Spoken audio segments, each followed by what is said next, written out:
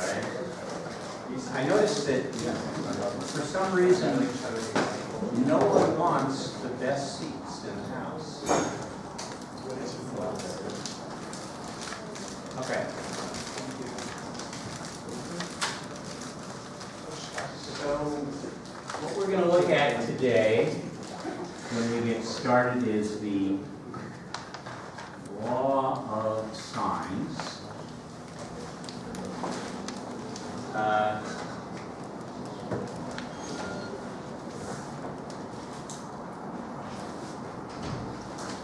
We will get to the law of sines, but I have some miscellaneous things I want to do before I get there. The first thing has to do with what, I'm not even sure, but it may have been an error on my part, having to do with the last homework. In the last section, there were these three problems, 47 through 49. And after I did the answer key, I think it's posted, if not, I'll post it today. After I did the answer key, it occurred to me that maybe I hadn't given you all the information you might want to have to do the problem. Yet most of you, I think, would have had that information. So let's just take a look at one of those problems. The question was, find the values of the trigonometric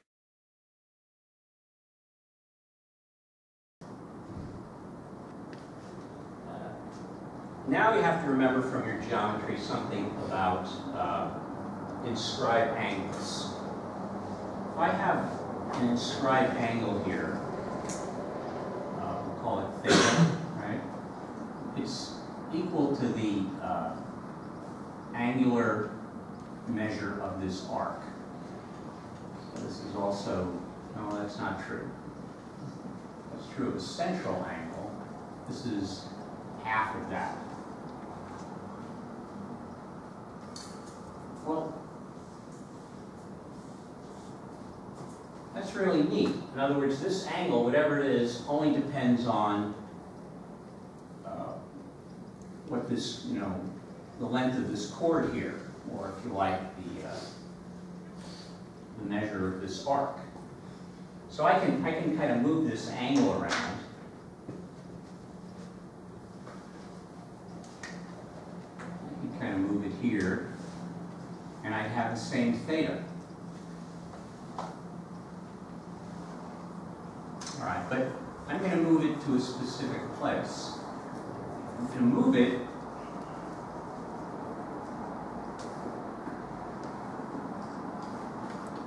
to where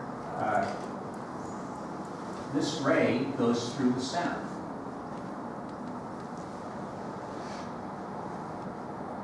Well, if this ray goes through the center, through the the diameter, that means this is half the circle, 180 degrees, and this is half the circle, 180 degrees, which means this is a right angle. And now I have a right triangle. All right? So let me think of this side here. We'll just call it S. What can we say about that? Well, let's call this D for the diameter. Right? We know that S over D is equal to the sine of theta. So this is a right triangle. Let's call this theta 1, call this S1. And I want to rearrange it a little. I want to say the diameter is now equal to S1 over sine of theta 1. Well, I can do that with any angle in this original triangle. Let's call the opposite side S2 and the angle theta 2 and S3 and theta 3. So I know that this is also equal to S2 over the sine of S2 equals S3 over the sine of K of 3. This looks an awful lot like the law of sines, doesn't it? Right? If I just find the reciprocals of these, reciprocals,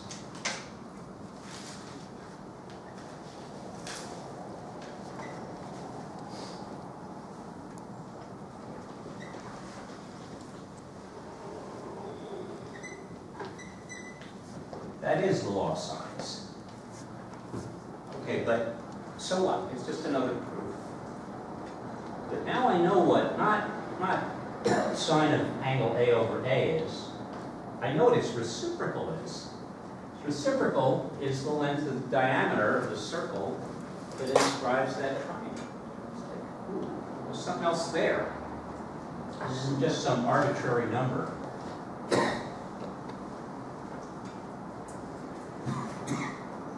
Okay, that's proof number 2.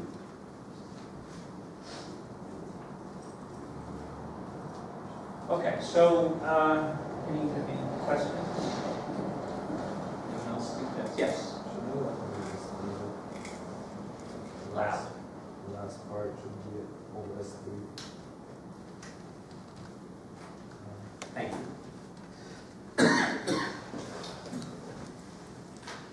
Okay.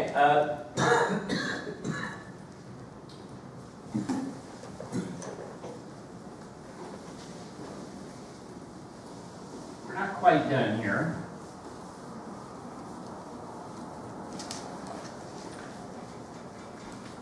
Just going to write up here HL. We know that. We learned angle side angle, or angle angle side. We know how to deal with these. I want to look at that orphan. It's not really a congruence theorem. It's SSA.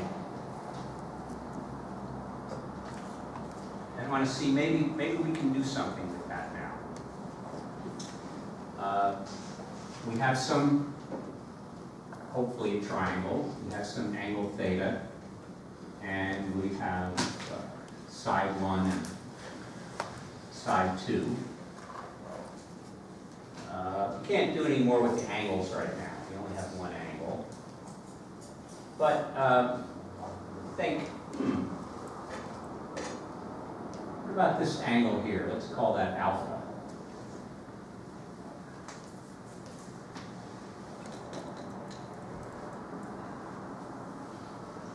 Well, our law of sines might help us here, right? We can see that sine of theta over S2 should equal the sine of alpha over S1. Or solving for alpha, we have the sine of alpha equals S1 over S2 times the sine of theta. Okay, we know S1, S2, and theta. We just have to find alpha and take the inverse sign, right? So alpha is the inverse sine of S1 over S2 sine of theta. Good. It seems like we can solve this triangle.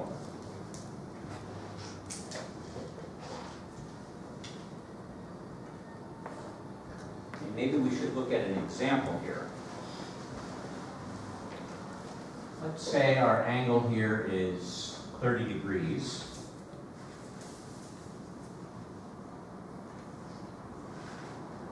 And we have a side that's 15, and we have a side that's 10. So this tells us alpha is the inverse sine of 10 over 15 times sine of 30 degrees. Anyone recall the sine of 30 degrees?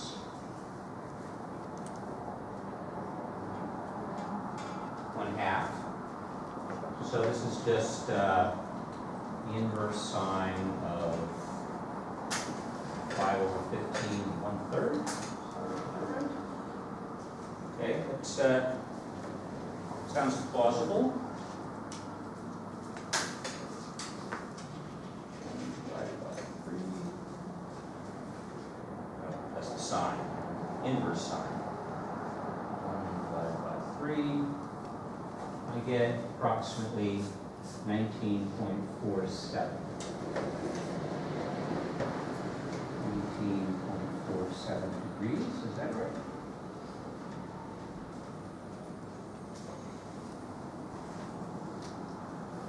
Okay, something feels wrong here. I mean, okay, I got two angles, I can find the third angle. I can use the law of sines, I can find the third side, but something's not right. Well, why is it that SSA is not a congruence? It seems like we fixed the triangle. There must be something we're missing. There must be some reason that this is not valid. So what step here? Did I make a mistake? I didn't make a mistake. But I did decide that the inverse sine of a third is 19.47. So here on my unit circle, I have a sine which is 1/3, and I have that angle, 19.47. But that's just the angle that my calculator gave me, right? There's another angle here. There's another angle here. Can someone tell me another angle that's going to have a sine of 1/3? Another place where this circle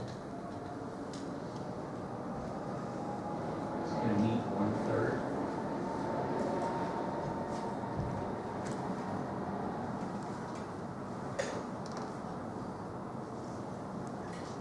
And an angle over here.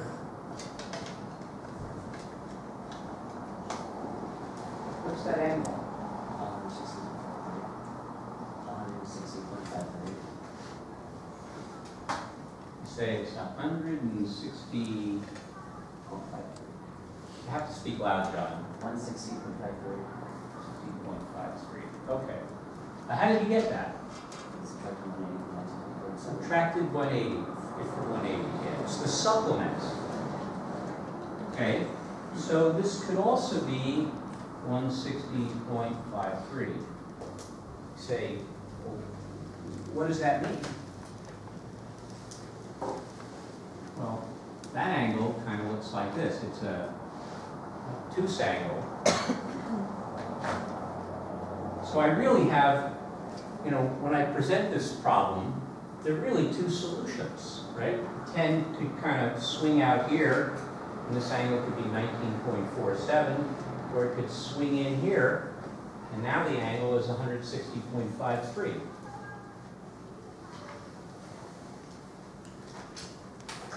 So that's why this is not a triangle congruence. It doesn't restrict the triangle to one specific set of values, but it does restrict it to one of two, right? If I only knew whether alpha is an acute angle or an obtuse angle, then I can solve this triangle. Okay. So SSA is special in that it could have two solutions. That makes you wonder, if it could have two solutions, could it have more solutions? I don't think so. I mean, you know, we could add like 360 to both of these, but there's no such thing as a triangle with an angle greater than 180, so that doesn't do anything. What about maybe fewer solutions? Well,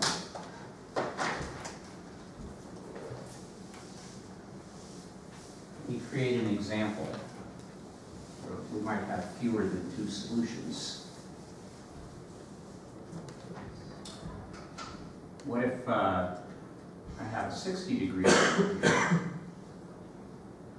and this is 1, and this is square root of 3 over 2. Okay, let's see what the law of sines tells us about this. It says that shouldn't give it away, right? This is my angle I want to find. I call it alpha. If the sine of 60 degrees over square root of 3 over 2 equals sine of alpha of 1. Okay, so what's the sine of 60 degrees? Exactly.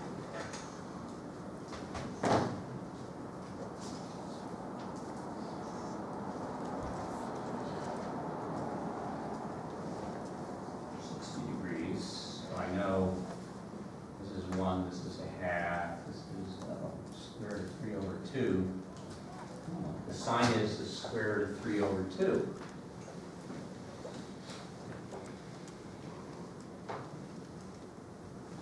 So sine of alpha equals 1. Okay, what angle has its sine 1? It's the inverse sine of 1. It's 90 degrees, right?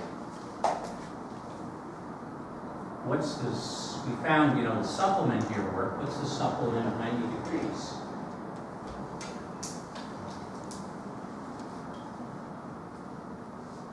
Yes. 90 degrees, right. So we also can get just one solution.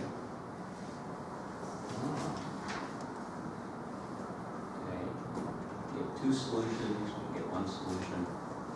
I wonder if we could get no solutions.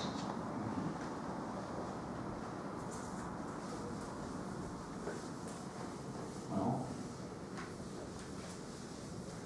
let me create a real crazy example here. Right, we have 60 here, and this is, say, 100, and this is 1.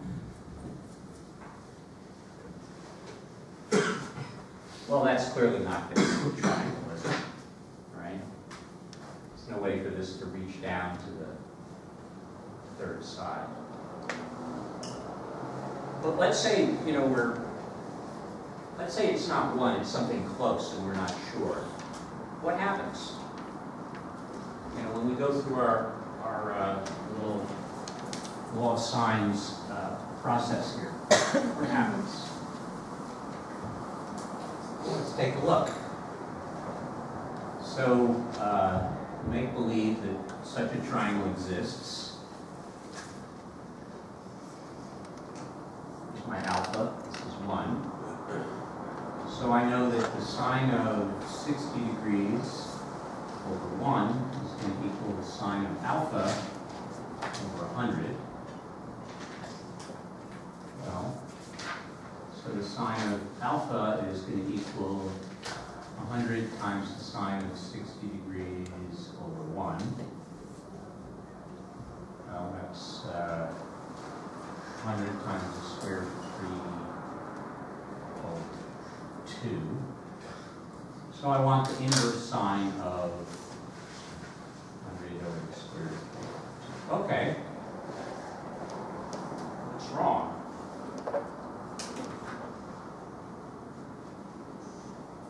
Don't know what's wrong, I just suggest as a starting point, plug this into your calculator, see what happens. We love to rely on technology, right? 100 times the square root of 3 divided by 2. Oh, what happened? We got an error. Right? Anybody try it? Else try this? See, Marco's trying to catch up. An error. What kind of error? You get a syntax error? Well, then your syntax is wrong. Fix your syntax. Maybe that calculator doesn't understand. Maybe that's what we call the syntax. If you use a TI, it says, it's going to say, domain. Domain, what is that? Oh, what's the domain of the inverse sine function? Yes. Yeah, -1 to 1. I mean, remember, you have a sine function, its range is from -1 to 1. Well, if the sine function's range is -1 to 1, the domain of the inverse is going to be -1 to 1. Keep that in mind. Inverse functions and functions, their domains and their ranges switch places. So you can't ask for the inverse sine of some number bigger than 1. That's what happens here. You can't get an answer. This isn't a triangle. But if you run it through your calculator, you're going to get a domain error.